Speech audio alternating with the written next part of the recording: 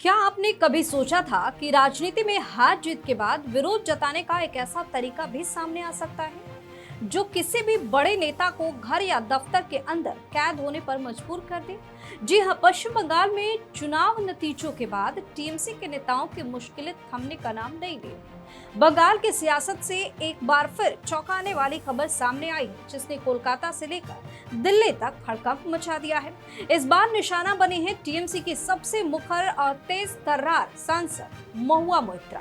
महुआ मोइत्रा बंगाल वाले दफ्तर पर अपनी थी और फिर अचानक से वहां पे भारी भीड़ जमा हो गई। भीड़ ने अचानक से अंडों, सब्जियों और काले झंडों के साथ हमला बोल दिया।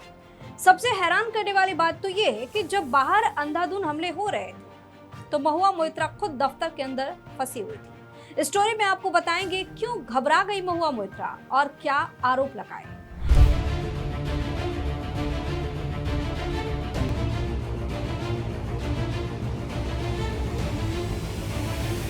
नमस्कार, वीके न्यूज देख रहे हैं। मैं हूं आपके साथ दिव्या सिंह।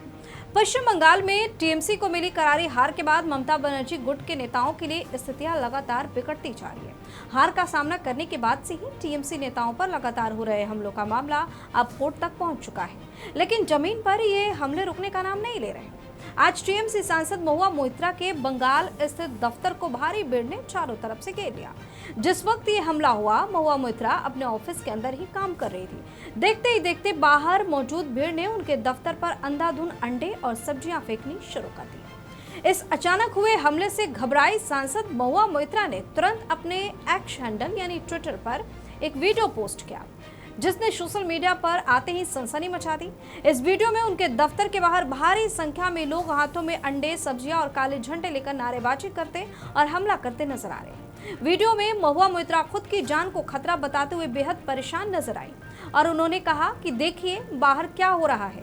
यह बीजेपी की पालतू भीड़ है जो यहाँ पिछले 1 घंटे से इकट्ठा है और लगातार मेरे ऑफिस पर अंडे और सब्जियां फेंक रहे हैं।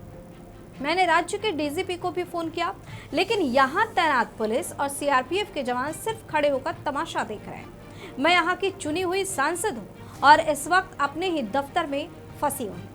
हालांकि बीजेपी ने महुआ के इन आरोपों को सिरे से खारिज कर दिया और कहा कि ये बीजेपी का नहीं बल्कि स्थानीय जनता का गुस्सा है जो टीएमसी के कुशासन के खिलाफ बाहर निकल रहा है। लेकिन आपको बता दें कि बंगाल में टीएमसी नेताओं पर अंडे फेंकने का ये कोई पहला मामला नहीं है। इससे पहले 16 जून को टीएमसी के कद्दावर नेता कुणाल घोष जब मीडिया से बात कर रहे थे, तब एक युवक ने सरेआम उनके सिर पर अंडा फोड़ दिया था।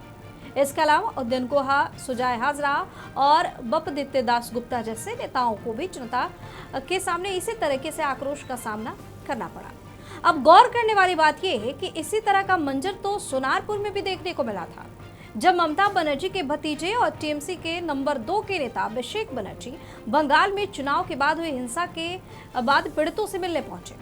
वहां मौजूद नाराज भीड़ ने अभिषेक बनर्जी को चारों तरफ से घेर लिया और उन पर अंडों के साथ साथ भारी पथराव किया और चप्पलें तक फेंक दी। उस वक्त हालात इतने बेकाबू हो गए थे कि अभिषेक बनर्जी को अपनी जान बचाने के लिए खुद पुलिस का हेलमेट पहनना पड़ा और उन्होंने बाद में आरोप लगाया कि यह उन्हें जान से मारने की सोची समझी साजिश थी। इसके अलावा भी मदन मित्रा और सौमित्र बनर्जी जैसे बड़े नाम हैं। अजीबोगरीब विरोध प्रदर्शन का शिकार इन्हें भी होना पड़ा।